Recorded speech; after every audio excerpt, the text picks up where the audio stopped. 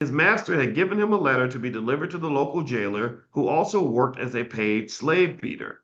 Suspecting his master's intentions, Cato asked an illiterate fellow slave to deliver the letter to the jailer for him. Sure enough, the letter stated, "Mr. Jailer, please administer a dozen lashes to the back of the bearer of this letter for me." Although it was illegal to educate so I guess he gave the letter to another slave because he knew that, I guess it's like when your grandma would tell you to go out back and get a switch. So you pick the biggest one so you can see that's just that ain't right. Anyway, but yeah, so he was delivering the letter to the jailer because the jailer was supposed to beat him, which that's just that's just rude. Although it was illegal to educate a slave, some became expert schemers. In this specific instance, Cato arranged to have done to another, what his master had planned to have done to him. Cato was no hero, just a survivalist. Okay, that's interesting.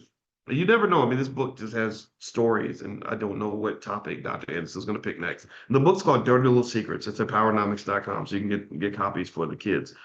Here's one. This is a rent a slave ad. Okay. Good neighbors routinely shared slave labor with non-slave owners, as indicated in this ad from a Richmond newspaper. So you can rent a slave just like you can rent an apartment. It says, "Attention Negro owners.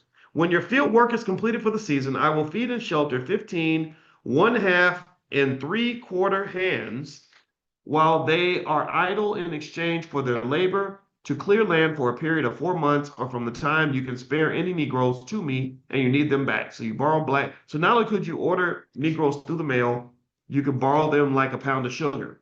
"I will pay the owners a reasonable price for any accidental death or mutilation that may occur. So if I happen to accidentally kill one of your slaves or cut his testicles off or something, I will compensate you for that. Not him. I'll compensate you. And that may occur to one of the slaves while in my possession. I will be totally responsible for any runaways. They must be stout and obedient without the use of chains." So they have to be big and strong, but they have to be mentally enslaved. So they're going to obey what I tell them to do. "A mutual indenture in writing will be honored to those willing to participate in the above venture inquiries to the above notice are invited." This is from August 20th, 1836. And this is it says subscriber Colonel John C. Ballard, residence Richmond, Virginia.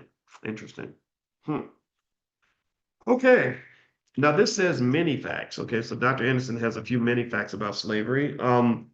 Before I move on, just a reminder, the All Black National Convention next year is going to be in Brooklyn. So if you want to lock in your spot now, you can get the early bird passes at a major discount by going to allblacknationalconvention.com. We sold out this year. We're going to sell out next year because we don't want to expand the size, even though the demand has expanded. And so it's a pretty cool space. It's an exclusive kind of space, and I think you're going to like it. So feel free to go to allblacknationalconvention.com. And also, and Chanel's putting the link in the chat. And then in addition to that, Chanel's put in the link for the options class if you want to learn stock options. All right, so here this says sex and sensibility. For some, the blacker the berry, the sweeter the juice. So it says here, these are many facts. Just half a century after the Mayflower, pilgrims landed on Massachusetts shores. The colony had lots of prostitutes, brothels, and venereal disease. As a matter of fact, Colonial Williamsburg, the capital of Virginia, had 3 of the biggest houses of ill repute of all the 13 colonies. So this colonel had he ran whorehouses.